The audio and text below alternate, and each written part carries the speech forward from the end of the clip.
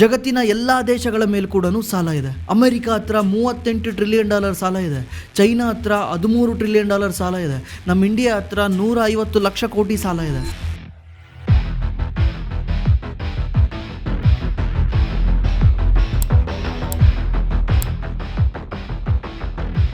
ಜಗತ್ತಲ್ಲಿರೋ total ಸಾಲ $300 trillion. ಆದರೆ ಜಗತ್ತು ದುಡಿಯೋ ದುಡ್ಡು $100 ಟ್ರಿಲಿಯನ್. ಅಂದರೆ ಜಗತ್ತು ಏನು ದುಡಿಯುತ್ತೆ ಅದಕ್ಕಿಂತ 3 ಪಟ್ಟು ಜಾಸ್ತಿ ಸಾಲ ಮಾಡಿದೆ. ಹಾಗಿದ್ರೆ ಈ ಎಲ್ಲ ದೇಶಗಳು ಸಾಲದಲ್ಲಿದೆ ಅಂದಮೇಲೆ ಇವ್ರಿಗೆ ಸಾಲ ಕೊಟ್ಟವ್ರು ಯಾರು? ಪ್ರತಿ ವರ್ಷ ಎಲ್ಲ ದೇಶಗಳು ತನ್ನ ಮೇಲಿದ್ದ ಸಾಲನ ದಿವಸದಿಂದ ದಿವಸಕ್ಕೆ ಜಾಸ್ತಿ ಮಾಡ್ಕೊಂಡು ಹೋಗ್ತಿದೆ ಹೊರತು ಕಮ್ಮಿ ಮಾಡ್ತಾ ಇಲ್ಲ. ಹಾಗಿದ್ರೆ ಈ ಸಾಲ ಯಾವತ್ತೂ ತೀರದೇ ಇಲ್ವಾ? ತೀರಬೇಕು ಅಂದರೆ ನಿಜವಾಗ್ಲೂ ಇವ್ರಿಗೆ ದುಡ್ಡು ಕೊಟ್ಟಿರೋರು ಯಾರು? ನೀವು ಇದನ್ನೆಲ್ಲ ಅರ್ಥ ಮಾಡ್ಕೊಬೇಕಂದ್ರೆ ಕಳೆದ 400 ವರ್ಷದಲ್ಲಿ ಈ 4 ಜನ ಯಾವ ರೀತಿ ನಮ್ಮ ಜಗತ್ತನ್ನ ಚೇಂಜ್ ಮಾಡ್ತಾ ಬಂದರು ಅಂತ ಅರ್ಥ ಮಾಡ್ಕೊಬೇಕು. ಈ 4 ಜನನೇ ಇವತ್ತು ಜಗತ್ತು ಇಷ್ಟೊಂದು ಸಾಲ ಮಾಡೋಕ್ಕೆ ಕಾರಣ.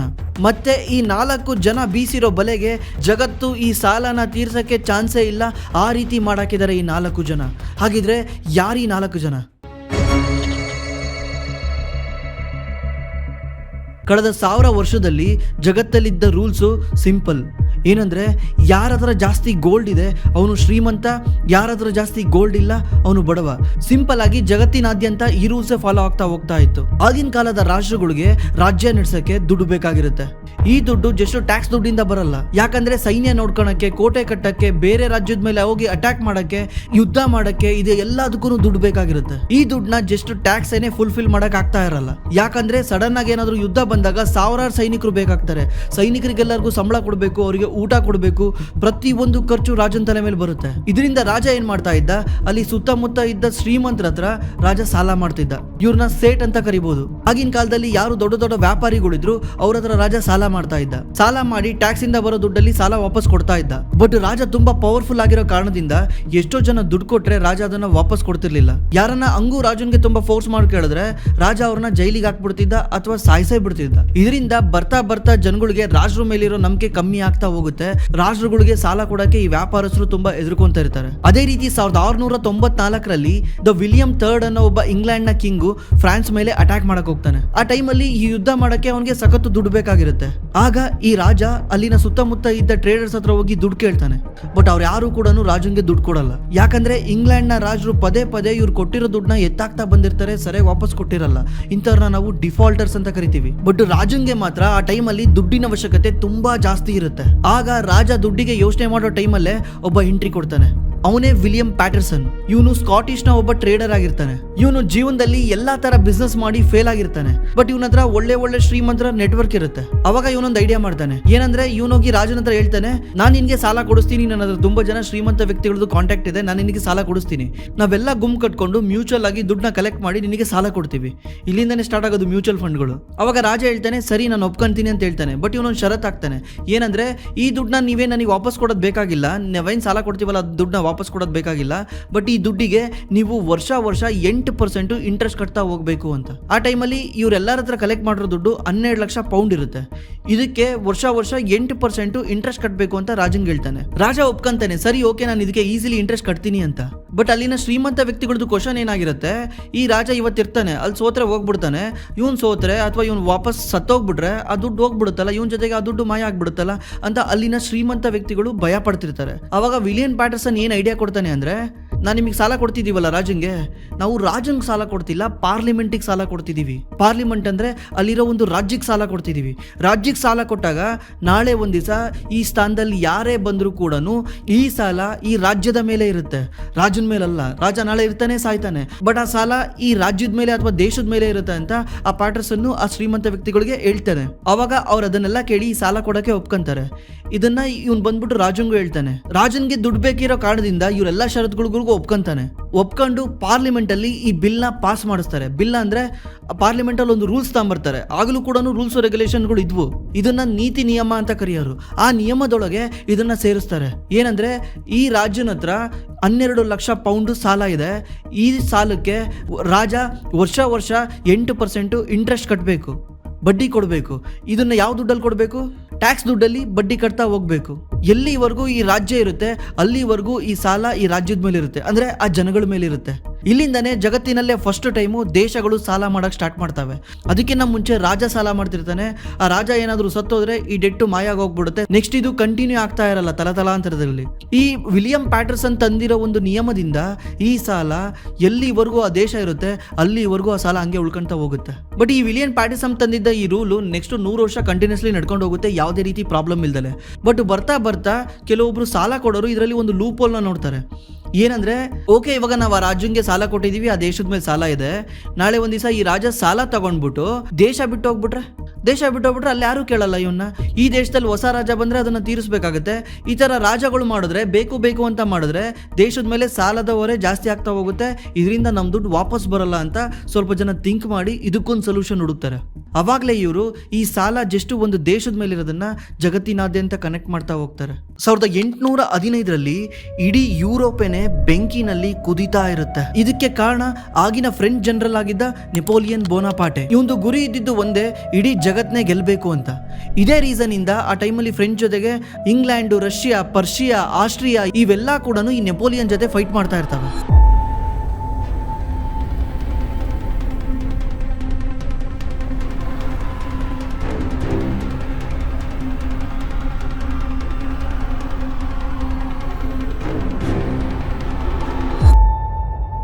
ಆ ಟೈಮಲ್ಲಿ ನೆಪೋಲಿಯನ್ಗೆ ಸಖತ್ತು ದುಡ್ಡು ಬೇಕಾಗಿರುತ್ತೆ ಯುದ್ಧ ಮಾಡಕ್ಕೆ. ಆಗ ನೆಪೋಲಿಯನ್ಗೆ ಹೆಲ್ಪ್ ಮಾಡೋದೇನೆ ಇದೊಂದು ಫ್ಯಾಮಿಲಿ. ಆ ಫ್ಯಾಮಿಲಿ ನೇಮ್ ಬಂದು ರಾತ್ ಚೈಲ್ಡ್ ಫ್ಯಾಮಿಲಿ. ಈ ಫ್ಯಾಮಿಲಿ ಬಗ್ಗೆ ಬೇಕಂದ್ರೆ ನಾನು ಸಪ್ರೇಟ್ ಒಂದು ವಿಡಿಯೋ ಮಾಡ್ತೀನಿ. ತುಂಬಾ ಜನ ಹೇಳ್ತಾರೆ ಈ ಫ್ಯಾಮಿಲಿ ಈಗ ಜಗತ್ನೇ ಕಂಟ್ರೋಲ್ ಮಾಡ್ತಾ ಇದೆ ಅಂತ. ಈ ಫ್ಯಾಮಿಲಿನಲ್ಲಿ 5 ಜನ ಅಣ್ಣ ತಮ್ಮಂದಿರ್ತಾರೆ. ಅವರೆಲ್ಲ ಕೂಡ ಯುರೋಪ್ನ ನಾನಾ ಸಿಟಿಗಳಲ್ಲಿ ಸೆಟ್ಲ್ ಆಗಿರ್ತಾರೆ. ಇದರಲ್ಲಿ ಎಲ್ಲರಿಗಿನ್ನ ಬುದ್ಧಿವಂತ ಅಂದ್ರೆ ನೇತನ್ ರಾತ್ ಚೈಲ್ಡ್. ಇವನು ಇಂಗ್ಲೆಂಡ್ನ ಲಂಡನ್ ಅಲ್ಲಿ ವಾಸ ಆಗಿರ್ತಾನೆ. ಆ ಟೈಮಲ್ಲಿ ನೆಪೋಲಿಯನ್ಗೆ ಹೆಲ್ಪ್ ಮಾಡೋದೇನೆ ಇವನು. ಅದಕ್ಕಿಂತ ಮುಂಚೆ ಗೌರ್ಮೆಂಟ್ಗೆ ಏನಾದ್ರು ದುಡ್ಡು ಬೇಕಾಗಿದ್ರೆ ಗೌರ್ಮೆಂಟ್ ಬಾಂಡ್ನ ಇಶ್ಯೂ ಮಾಡ್ತಿತ್ತು. ಫಸ್ಟ್ ಈ ಬಾಂಡ್ ಯಾವ ರೀತಿ ವರ್ಕ್ ಆಗ್ತಿತ್ತು ಅಂತ ಅರ್ಥ ಮಾಡ್ಕೊಳ್ಳಿ. ಆ ಟೈಮಲ್ಲಿ ರಾಜನ್ಗೆ ಏನಾದ್ರು ದುಡ್ಡು ಬೇಕಾಗಿದ್ರೆ ರಾಜ ಏನು ಮಾಡ್ತಿದ್ದ, 10,000 ಪೌಂಡ್ದು ಒಂದು ಬಾಂಡ್ ಇಶ್ಯೂ ಮಾಡ್ತಿದ್ದ. ಅಂದರೆ ಇದನ್ನು ಪ್ರಾಮಿಸರಿ ಲೆಟರ್ ಅಂತ ಕರಿಬೋದು, ಮತ್ತು ಅಗ್ರಿಮೆಂಟ್ ಕೂಡ ಅಂತ ಕರಿಬೋದು. ಅದ್ರ ಮೇಲೆ ಏನು ಬರ್ತಿತ್ತು ಅಂದರೆ, ನೀನು ನನಗೆ 10,000 ಪೌಂಡ್ಸ್ ಕೊಡ್ತಾ ಇದೀಯಾ, ನಾನು ನಿನಗೆ ವರ್ಷ ಇಷ್ಟು ಇಂಟ್ರೆಸ್ಟ್ ಕೊಡ್ತೀನಿ, ಮತ್ತು ಈ ದುಡ್ಡನ್ನ 10 ವರ್ಷ ಅಥವಾ 20 ವರ್ಷ ಬಿಟ್ಟು ನಿನಗೆ ವಾಪಸ್ ಕೊಡ್ತೀನಿ ಅಂತ ಆ ಬಾಂಡ್ ಮೇಲೆ ಬರ್ದಿರುತ್ತೆ. ಈ ರೀತಿ ಆಗಿನ ಕಾಲದಲ್ಲಿ ಗೌರ್ಮೆಂಟ್ ಅಥವಾ ರಾಜ ಸಾಲ ಮಾಡ್ತಾ ಇದ್ದ. ಬಾಂಡ್ನ ಸೆಲ್ ಮಾಡಿ ಅದರಿಂದ ಬರೋ ದುಡ್ಡಿಂದ ಇವನು ಮಿಲಿಟ್ರಿಗೆ ಅದಕ್ಕೆ ಇದಕ್ಕೆ ಅಂತ ಸ್ಪೆಂಡ್ ಮಾಡ್ತಾ ಇದ್ದ. ಬಟ್ ಇದರಲ್ಲಿ ಪ್ರಾಬ್ಲಮ್ ಏನಿತ್ತು ಅಂದರೆ 10,000 ಪೌಂಡ್ಸ್ ಆಗಿರೋದ್ರಿಂದ ಕೆಲವೊಬ್ರು ಶ್ರೀಮಂತರುಗಳು ಮಾತ್ರ ಬೈ ಮಾಡ್ಬೋದಿತ್ತು. ಈಗ ರಾಜನ್ಗೆ ಏನಾದರೂ 1 ಲಕ್ಷ ಪೌಂಡ್ ಬೇಕಾಗಿದ್ರೆ ಈ ಥರ 10 ಬಾಂಡ್ನ ಸೆಲ್ ಮಾಡಬೇಕಿತ್ತು. ಅದರಲ್ಲಿ ಒಂದು 3-4 ಜನ ಬಾಂಡ್ನ ಬೈ ಮಾಡಲಿಲ್ಲದ್ರೆ ರಾಜನ್ಗೆ ಪೂರ್ತಿ ದುಡ್ಡೇ ಸಿಗ್ತಿರ್ಲಿಲ್ಲ. ಈ ಪ್ರಾಬ್ಲಮ್ನ ಈ ನ್ಯಾಥನ್ ರಾತ್ ಚೈಲ್ಡ್ ಸಾಲ್ವ್ ಮಾಡ್ತಾನೆ. ಹೆಂಗೆ ಅಂದರೆ ಇವನು ಮತ್ತೆ ಸೆಂಟ್ರಲ್ ಬ್ಯಾಂಕ್ಗಳು ಸೇರಿಕೊಂಡು ಈ 10,000 ಬಾಂಡ್ನ 100 ಯೂರೋಗೆ ಡಿವೈಡ್ ಮಾಡ್ತಾರೆ. ಅಂದರೆ 100 ರೂಪಾಯಿಗೆ ಡಿವೈಡ್ ಮಾಡ್ತಾರೆ. 10,000 ರೂಪಾಯಿ ಬಾಂಡ್ನ 100 ರೂಪಾಯಿಗೆ ಡಿವೈಡ್ ಮಾಡ್ತಾರೆ. ಅವಾಗ ಏನಾಗುತ್ತೆ, ಈ ಬಾಂಡ್ನ ಯಾರು ಬೇಕಿರೋ ಬೈ ಮಾಡ್ಬೋದು. ಡಾಕ್ಟರ್ ಬೈ ಮಾಡ್ಬೋದು, ಇಂಜಿನಿಯರ್ ಬೈ ಮಾಡ್ಬೋದು, ನಾರ್ಮಲ್ ಒಬ್ಬ ಎಂಪ್ಲಾಯ್ ಕೂಡ ಬೈ ಮಾಡ್ಬೋದು, ಯಾರು ಬೇಕಿರೋ ಬೈ ಮಾಡ್ಬೋದು. ಮುಂಚೆ ಇದನ್ನ ಕೆಲವೊಬ್ಬ ಶ್ರೀಮಂತ ವ್ಯಾಪಾರಿಗಳು ಮಾತ್ರ ಬೈ ಮಾಡ್ಬೋದಿತ್ತು. ಈಗ ಏನಾಯ್ತು, ಈ ರಾತ್ ಚೈಲ್ಡ್ ಫ್ಯಾಮಿಲಿಯ ನೆಟ್ವರ್ಕ್ ಇಂದ ಇವ್ರೇನ್ ಮಾಡ್ತಾರೆ, ಈ ಬಾಂಡ್ನ ಬೇರೆ ಬೇರೆ ದೇಶಗಳಲ್ಲೂ ಸೆಲ್ ಮಾಡ್ತಾ ಹೋಗ್ತಾರೆ. ಬೇರೆ ಬೇರೆ ದೇಶಗಳ ನಾರ್ಮಲ್ ಜನಕ್ಕೂ ಸೆಲ್ ಮಾಡ್ತಾ ಹೋಗ್ತಾರೆ, ನಾರ್ಮಲ್ ಬ್ಯಾಂಕ್ಗಳಿಗೂ ಸೆಲ್ ಮಾಡ್ತಾ ಹೋಗ್ತಾರೆ. ಇದರಿಂದ ಏನಾಗುತ್ತೆ, ಒಂದು ದೇಶದ ಬಾಂಡು ಇನ್ನೊಂದು ದೇಶದಲ್ಲೂ ಸೇರ್ಕೊಂತ ಹೋಗುತ್ತೆ. ಅಂದ್ರೆ bank of England bond French government ಹತ್ರ ಇರುತ್ತೆ, ಫ್ರೆಂಚ್ದು ಆಸ್ಟ್ರಿಯಾ ಹತ್ರ ಇರುತ್ತೆ. ಈ ರೀತಿ ಪ್ರತಿ ಒಂದು ದೇಶದ ಬಾಂಡ್ಗಳನ್ನ ಒಬ್ರೊಬ್ರು ಬೈ ಮಾಡ್ತಾ ಹೋಗ್ತಾ ಇರ್ತಾರೆ. ಇದು ಒಬ್ರ ಕೈಲಿ ಮಿಕ್ಸ್ ಆಗಿರುತ್ತೆ. ನಾಳೆ ಒಂದ್ ದಿವಸ ಬ್ಯಾಂಕ್ ಆಫ್ ಇಂಗ್ಲೆಂಡ್ ನಿನ್ ದುಡ್ಡನ್ನ ವಾಪಸ್ ಕೊಡಲ್ಲ ಅಂದ ತಕ್ಷಣ ಏನಾಗ್ಬಿಡುತ್ತೆ ಹೇಳಿ, ಅವಾಗ ಆ ಬಾಂಡ್ ವ್ಯಾಲ್ಯೂ 0 ಆಗ್ಬಿಡುತ್ತೆ. ಅವಾಗ ಫ್ರೆಂಚ್ ಬ್ಯಾಂಕ್ ಏನ್ ಮಾಡುತ್ತೆ ಅಂದ್ರೆ, ತನ್ನಲ್ಲಿದ್ದ ಬೇರೆ ಬೇರೆ ಬಾಂಡ್ ಇರ್ತಾವಲ್ಲ, ಅಂದ್ರೆ ಆಸ್ಟ್ರಿಯಾದಿರ್ಬೋದು, ರಷ್ಯಾದಿರ್ಬೋದು, ಬೇರೆ ಬೇರೆ ಬಾಂಡ್ ಯಾವಿರ್ತವೆ ಅದನ್ನೆಲ್ಲನೂ ಓಪನ್ ಮಾರ್ಕೆಟ್ ಅಲ್ಲಿ ಸೆಲ್ ಮಾಡುತ್ತೆ ಪ್ಯಾನಿಕ್ ಇಂದ. ಯಾಕಂದ್ರೆ ದುಡ್ಡು ಬೇಕಾಗಿರುತ್ತೆ ಅವ್ರಿಗೆ. ಇದು 0 ಆಗ್ಬಿಟ್ಟಿರುತ್ತೆ ಇಂಗ್ಲೆಂಡ್, ಬೇರೆ ದುಡ್ಡು ಬೇಕಾಗಿರೋದ್ರಿಂದ ಅದನ್ನ ಓಪನ್ ಮಾರ್ಕೆಟ್ ಅಲ್ಲಿ ಸೆಲ್ ಮಾಡುತ್ತೆ. ಇವ್ರು ಸೆಲ್ ಮಾಡಿದ ತಕ್ಷಣ ಏನಾಗುತ್ತೆ, ಆ ಬಾಂಡ್ ವ್ಯಾಲ್ಯೂ ಕೆಳಗೆ ಬೀಳ್ತಾ ಹೋಗುತ್ತೆ. ಅದೇ ರೀತಿ ಆ ದೇಶದ ಬಾಂಡ್ನ ಇನ್ನೊಂದು ದೇಶಗಳು ಸೆಲ್ ಮಾಡ್ತಾ ಹೋಗ್ತಾರೆ. ಒಟ್ನಲ್ಲಿ ಹೇಳ್ಬೇಕಂದ್ರೆ ಒಂದು ಬ್ಯಾಂಕ್ ಮುಳುಗೋದ್ರೆ ಎಲ್ಲ ಬ್ಯಾಂಕು ಮುಳುಗೋದಂಗೆನೆ. ಇದರಿಂದ ಏನಾಗುತ್ತೆ, ಯಾರನ್ನು ಮುಳುಗಕ್ಕೆ ಬಿಡಲ್ಲ. ದುಡ್ಡಿಲ್ಲ ಅಂತ ಹೇಳಕ್ಕೆ ಬರಲ್ಲ, ಕೊಡಲ್ಲ ಅಂತ ಹೇಳಕ್ಕೆ ಬರಲ್ಲ, ಕೊಡಲೇಬೇಕು. ಈ ರೀತಿ ಒಂದು ದೇಶದಲ್ಲಿದ್ದ ಸಾಲ ಜಗತ್ತಿನಾದ್ಯಂತ ಹರಡ್ತಾ ಹೋಗುತ್ತೆ. ಬಟ್ ಈ ಸಿಸ್ಟಮಲ್ಲಿ ಕೂಡ ಒಂದು ಪ್ರಾಬ್ಲಮ್ ಇರುತ್ತೆ. ಏನಂದರೆ, ಬ್ಯಾಂಕುಗಳ ಹತ್ರ ಎಷ್ಟು ದುಡ್ಡು ಇರುತ್ತೆ, ಬ್ಯಾಂಕ್ ಅಷ್ಟು ಮಾತ್ರ ಇನ್ನೊಬ್ರಿಗೆ ಸಾಲ ಕೊಡೋಕ್ಕಾಗ್ತಿರುತ್ತೆ, ಅದಕ್ಕಿಂತ ಜಾಸ್ತಿ ಕೊಡೋಕ್ಕಾಗ್ತಾ ಇರಲ್ಲ. ಬಟ್ ಈ ಲಿಮಿಟ್ನ ಅಮೆರಿಕದ ಒಬ್ಬ ವ್ಯಕ್ತಿ ರಿಮೂವ್ ಮಾಡ್ತಾನೆ. ಅಲ್ಲಿಂದ ಸಾಲ ಮಾಡೋಕ್ಕೆ ಮತ್ತೆ ಸಾಲ ಕೊಡೋಕ್ಕೆ ಯಾವುದೇ ರೀತಿ ಲಿಮಿಟೇ ಇಲ್ದಂಗೆ ಆಗುತ್ತೆ. 1900ನೇ ಇಸ್ವಿ ಬರೋಷ್ಟೊತ್ತಿಗೆ ಅಮೆರಿಕ ಜಗತ್ತಿನ ಅತಿ ದೊಡ್ಡ ಎಕಾನಮಿಯಾಗಿ ಹೊರಹೊಮ್ತಾ ಇರುತ್ತೆ. ಆ ಟೈಮಲ್ಲಿ ಅಮೆರಿಕದ ಎಲ್ಲಾ ಕಡೆಗೆ ಸ್ಟೀಲ್ ಪ್ಲಾಂಟ್ಗಳು, ಈ ತರ ದೊಡ್ಡ ದೊಡ್ಡ ಇಂಡಸ್ಟ್ರಿಗಳು ಅಮೆರಿಕನ ಮುಂದಕ್ಕೆ ತಗೊಂಡೋಗ್ತಾ ಇರ್ತವೆ. ಬಟ್ ಅಮೆರಿಕದಲ್ಲಿ ಆ ಟೈಮಲ್ಲಿ ಒಳ್ಳೆ ಬ್ಯಾಂಕಿಂಗ್ ಸಿಸ್ಟಮ್ ಇರಲ್ಲ, ಇರುತ್ತೆ ಅಷ್ಟೊಂದು ಸ್ಟ್ರಾಂಗ್ ಇರಲ್ಲ.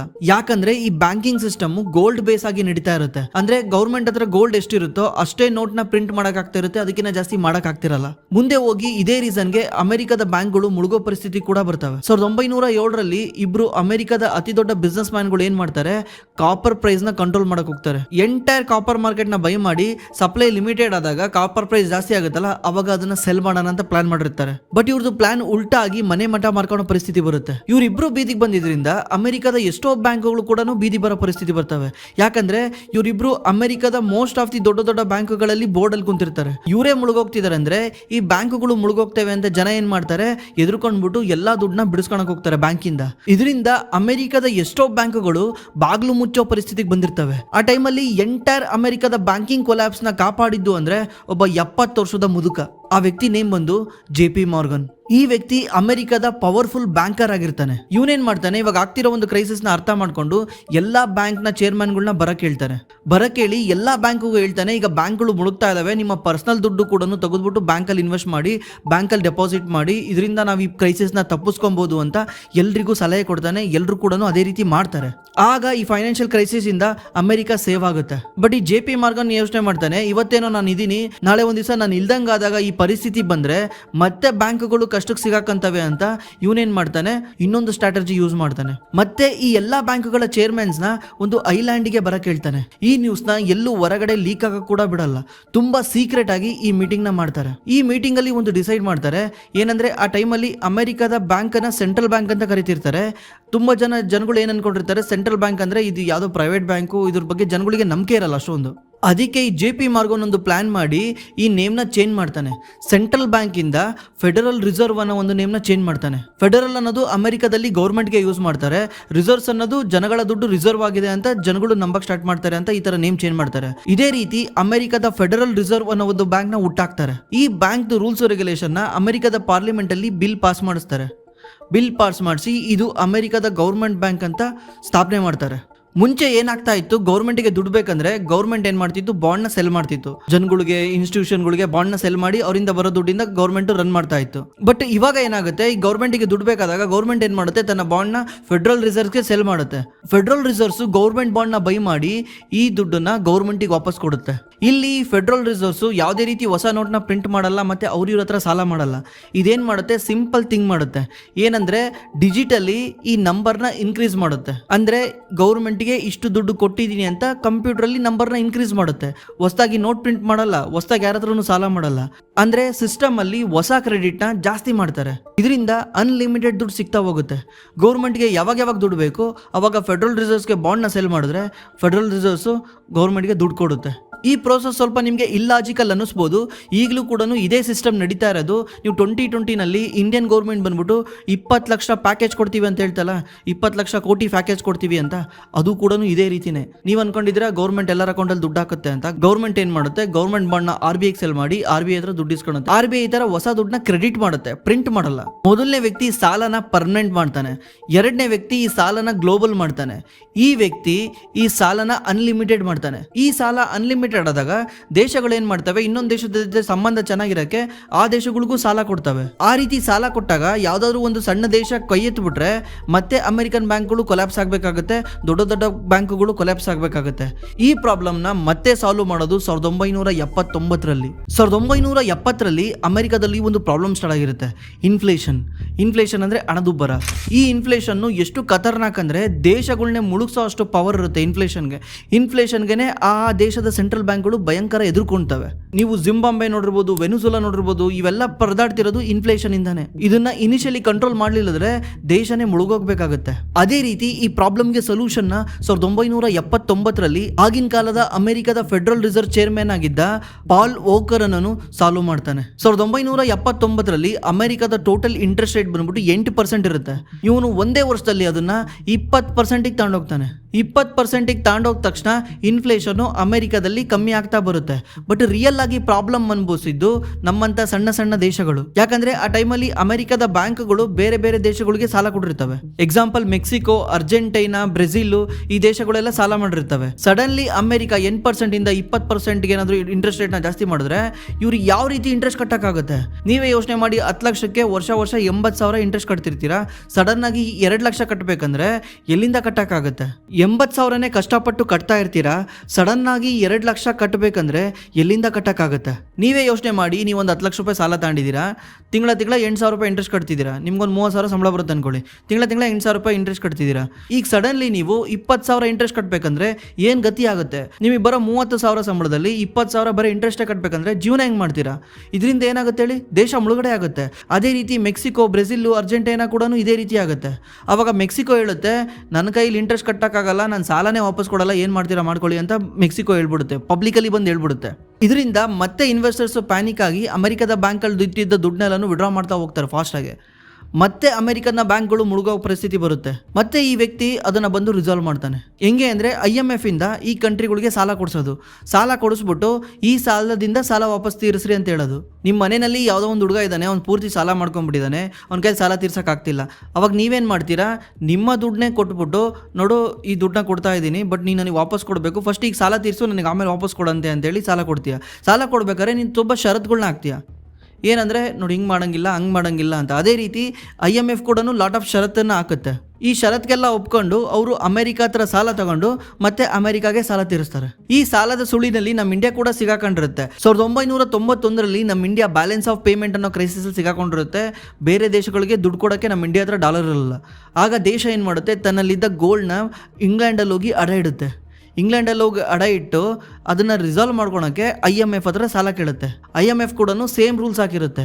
ಅಂದರೆ 1947ರಲ್ಲಿ ನಮಗೆ ಸ್ವಾತಂತ್ರ್ಯ ಕೊಟ್ಟಿರೋ ಇಂಗ್ಲೆಂಡು ಅವರೆಲ್ಲ ನಮ್ಮ ಗೋಲ್ಡ್ನ ಇಟ್ಕೊಂಡಿದ್ರಲ್ಲ, ಅದನ್ನೆಲ್ಲ ವಾಪಸ್ ಕೊಡ್ತಾರೆ. ಅವರೆಲ್ಲ ವಾಪಸ್ ಕೊಟ್ಟಾದ್ಮೇಲೆ ಇದೇ ಗೋಲ್ಡ್ನ 1991ರಲ್ಲಿ ನಾವು ಮತ್ತೆ ಇದೇ ಬ್ಯಾಂಕ್ ಆಫ್ ಇಂಗ್ಲೆಂಡಲ್ಲಿ ಹೋಗಿ ಅಡ ಇಡ್ತೀವಿ. ಈಗಲೂ ಕೂಡ ನಮ್ಮ ದೇಶದ ಎಷ್ಟೋ ಗೋಲ್ಡು ಬ್ಯಾಂಕ್ ಆಫ್ ಇಂಗ್ಲೆಂಡ್ ಹತ್ರನೇ ಇದೆ. ಈ ವಿಡಿಯೋದಲ್ಲಿ ನೀವು ಅರ್ಥ ಮಾಡ್ಕೊಂಡ್ರಿ ಹೇಗೆ ಇಷ್ಟೊಂದು ಸಾಲ ನಮ್ಮ ಜಗತ್ತಿಗೆ ಬಂತು ಅಂತ. ಜಗತ್ತಲ್ಲಿ ಸುಮಾರು $300 ಟ್ರಿಲಿಯನ್ ಸಾಲ ಇದೆ. ಈ ಸಾಲ ನಮ್ಮ ಜಗತ್ತನ್ನು ಮುಳುಗಿಸುತ್ತೆ ಅಂತ ನೀವು ಎಷ್ಟೋ ಜನ ವಿಡಿಯೋ ಮಾಡೋದು ನೋಡಿರ್ಬೋದು. ಎಲ್ಲರೂ ಹೇಳ್ತಿರ್ತಾರೆ, ಜಗತ್ತಲ್ಲಿ ಇಷ್ಟೊಂದು ಸಾಲ ಇದೆ, ಜಗತ್ತು ಮುಗೀತು, ಜಗತ್ತಿನ ಕತೆ ಮುಗೀತು, ಈ ಥರ ಎಲ್ಲನೂ ವಿಡಿಯೋ ಮಾಡ್ತಿರ್ತಾರೆ, ಹೇಳ್ತಾ ಇರ್ತಾರೆ. ಬಟ್ ಆದರೆ ನಿಮ್ಗೊಂದು ಶಾಕಿಂಗ್ ನ್ಯೂಸ್ ಹೇಳಲ್ಲ, ನಮ್ಮ ಜಗತ್ತಲ್ಲಿ ಇಷ್ಟೊಂದು ಸಾಲ ಇರೋದ್ರಿಂದ ನಮ್ಮ ಜಗತ್ತಿಗೆ ಯಾವುದೇ ರೀತಿ ಪ್ರಾಬ್ಲಮ್ ಇಲ್ಲ. ಯಾಕಂದರೆ ಈ ಜಗತ್ತಲ್ಲಿ ನೀವು ಏನೇನು ನೋಡ್ತಿದ್ದೀರಾ ಎಲ್ಲ ಕೂಡ ಸಾಲ. ಇದು ಕಾರುಗಳ ಸಾಲ ಅಲ್ಲ, ಸಾಲದ ಕಾರುಗಳು ಅಂತ ಹೇಳ್ತಾರಲ್ಲ, ಅದೇ ರೀತಿ ನೀವು ಜಗತ್ತಲ್ಲಿ ಏನೇನು ನೋಡ್ತಿದ್ದೀರಾ, ಬ್ರಿಡ್ಜು, ಮನೆ, ಫೈಟರ್ ಜೆಟ್ಗಳು, ಮಿಸೈಲ್ಗಳು ಎಲ್ಲಾನು ಕೂಡ ಸಾಲದಿಂದನೇ ಜಗತ್ತು ನಡೀತಾ ಇರೋದು. ಪ್ರತಿ ಒಂದೂ ಸಾಲದ ಮೇಲೆ ನಿಂತಿದೆ. ಇದರಿಂದ ಸಾಲ ನಮಗೆ ಕೆಟ್ಟದಲ್ಲ, ಆ್ಯಕ್ಚುಲಿ ಸಾಲ ನಮಗೆ ಒಳ್ಳೆಯದೇನೆ. ಈ ಮಾಡರ್ನ್ ಎಕಾನಮಿಗೆ ಆಕ್ಸಿಜನ್ ಅಂದರೆ ಅದು ಸಾಲನೇ. ನಾವು ನೆಕ್ಸ್ಟ್ ವಿಡಿಯೋದಲ್ಲಿ ಜಗತ್ತಲ್ಲಿ ಯಾವ ಕಂಟ್ರಿನೂ ಸಾಲ ಮಾಡಲಿಲ್ಲದ್ರೆ ಏನಾಗುತ್ತೆ, ಅಕಸ್ಮಾತ್ ಎಲ್ಲ ಕಂಟ್ರಿಗಳು ಈ ಸಾಲ ತೀರಿಸಿದ್ರೆ ಜಗತ್ತು ಯಾವ ರೀತಿ ಇರುತ್ತೆ, ಇದ್ರ ಬಗ್ಗೆ ನಾನು ಇನ್ನೊಂದು ವಿಡಿಯೋ ಮಾಡೋಕ್ಕೆ ಟ್ರೈ ಮಾಡ್ತೀನಿ. ಯಾಕೆ ಇಷ್ಟು ದೊಡ್ಡ ಸಾಲ ನಮಗೆ ಎಫೆಕ್ಟ್ ಮಾಡಲ್ಲ ಅಂತ. ಈ ವಿಡಿಯೋ ನೋಡಿ ನಿಮ್ಗೆ ಏನು ಅರ್ಥ ಆಯಿತು, ಏನಾದರೂ ಪಾಠ ಸಿಗ್ತಾ ದಯವಿಟ್ಟು ಕೆಳಗಡೆ ಕಾಮೆಂಟ್ ಮಾಡಿ. ಈ ವಿಡಿಯೋಗೆ ನಾವು ತುಂಬ ಟೈಮ್ ಸ್ಪೆಂಡ್ ಮಾಡಿದ್ದೀವಿ. ಮತ್ತು ನಿಮ್ಗೆ ಏನಾದರೂ ಸ್ಟಾಕ್ ಮಾರ್ಕೆಟಲ್ಲಿ ಇನ್ವೆಸ್ಟ್ ಮಾಡೋಕ್ಕೆ ಹೆಲ್ಪ್ ಬೇಕಿದ್ರೆ ನಮ್ಮ ಡಿಸ್ಕ್ರಿಪ್ಷನಲ್ಲಿ ಗೂಗಲ್ ಫಾರ್ಮ್ ಇರುತ್ತೆ. ಆ ಗೂಗಲ್ ಫಾರ್ಮಲ್ಲಿ ನೀವು ನಿಮ್ಮ ಡೀಟೇಲ್ನ ಎಂಟ್ರಿ ಮಾಡಿದ್ರೆ ನಮ್ಮ ಟೀಮ್ ನಿಮಗೆ ಕಾಲ್ ಮಾಡಿ ಹೆಲ್ಪ್ ಮಾಡ್ತಾರೆ. Thanks for watching. ಮತ್ತೆ ಸಿಗೋಣ.